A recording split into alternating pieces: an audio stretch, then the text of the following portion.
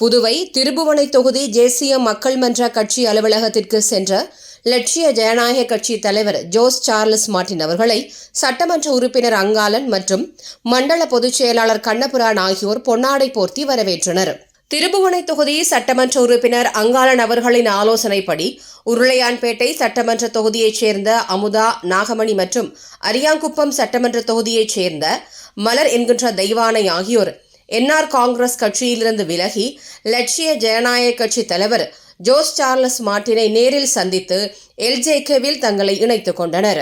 அதேபோல் புதுவை மங்கலம் தொகுதியைச் சேர்ந்த சட்டக்கல்லூரி மாணவர் நேதாஜி மற்றும் அவரது நண்பர்கள் துரைராஜ், ஜோதிபாபு, சங்கர் ஆகியோர் மண்டல பொதுச் செயலாளர் முனைவர் கண்ணபுரான் தலைமையில் லட்சிய ஜனநாயக கட்சி தலைவர் ஜோஸ் சார்லஸ் மார்ட்டினை நேரில் சந்தித்து கட்சியில் தங்களை இணைத்துக் கொண்டனர்.